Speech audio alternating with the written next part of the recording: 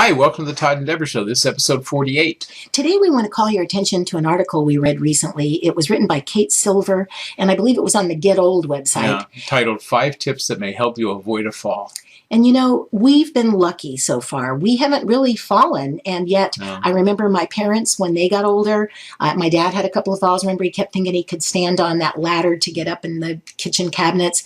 And we have dear friends who have taken falls over the years, and in a few cases, it ended up being extremely serious. Right, because it really led to serious, well, one case was death. Yeah. And we know this. I'm sure we've all heard from our doctors, be careful, watch, make sure things are okay so you won't be falling. But I don't know if we've all actually taken the time to go around our home and make things safer. And I got to tell you, when Debra first gave me this article, I read through it. And the one thing that they talk about is a program called STEADY, Stopping Elderly Accidents, Deaths, and Injuries. And this is put out by the CDC. Center for Disease Control. Yeah. So I'm reading this and I'm saying, well, I'm not elderly.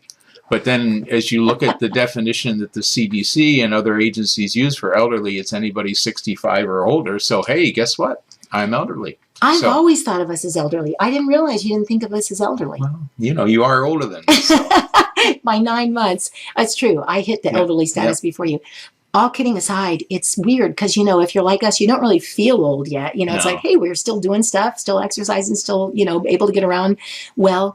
But the fact is, things do change in our bodies. We can sort of tell on the outside sometimes, right? You look in the mirror. Who is that? Have you done that? Who is that in the mirror? It's me. Yeah. So we have to remember things are changing on the inside too. So even though we might feel like we have no problem with this, some of our friends that have fallen said they were just getting out of their car in the parking garage, walking towards the elevator, had no premonition or anything that they were going to fall. They weren't dizzy. They didn't trip on something, whatever. They simply just fell. They still don't know why. The doctor doesn't know why. But being aware that these things can happen, it's just really good to do what we can. And a lot of them were things that we do now and that we've always talked about in other shows, and that's exercising right and good diets and those kind of things, which are real important. So your bodies are in the best healthy shape they can be, so that if something does happen, a fall or something, your body can recover more quickly and fight it better. And there were some other things too that were interesting, like it talked about good lighting. That's one that sort of got my attention. But I've always thought, well, if I have to go to the kitchen for a drink of water in the middle of the night, I can navigate because I know where the furniture is. And, it's a little bit, I can sort of see the desk that I'm going around or whatever. Guys, it's just not worth it because all it takes is just one stumble, just one hitting something or whatever. Right. Pets running around can be another problem. And there's not a lot we can do about our pets wanting to say, hey, and jump around.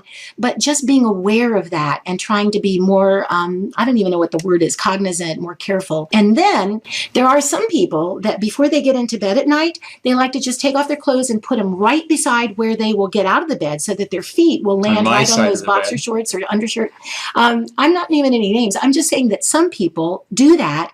And the spouses of those people have been known to say stuff like, why do you do that? Because if there's an earthquake or any sudden reason we have to get out of bed. There's an earthquake, Debra's going to roll over and jump out of the bed on my side of the bed. No, I'm not worried about me falling on your stuff. I'm worried about you falling on your stuff. Because I keep my side of the bed nice and neat beside me, so I'm not going to trip over clothing as I try to, whatever. So if I roll out on your side, I'll be safe. Now he's going to roll out on my side and make me roll out on his side, and I'll be the one that falls. Seriously, they mentioned in this article to make sure that things aren't in the path that we would need to take as we were leaving. You got to know that was the first thing that Debra showed me. That's the whole reason we're doing this episode, folks, is that now I'm positive he's never, ever, ever again going to leave his clothing sitting beside where he sleeps. Right, Todd? Right. Right. Right. All right, guys. Thanks so much for listening. We're going to put the link to the article. Yeah, go to the article. It's good. They've got a lot of good links to other programs and other agencies. There's a program there that they reference put out by the Council on Aging and just a lot of good stuff in there. Yeah, there's a checklist. Did you mention that? I don't know. No. A fall prevention checklist. Be sure that you fill that out because you may be surprised about some things that, could happen that you were just unaware could happen. You may be surprised by the fact that you're elderly.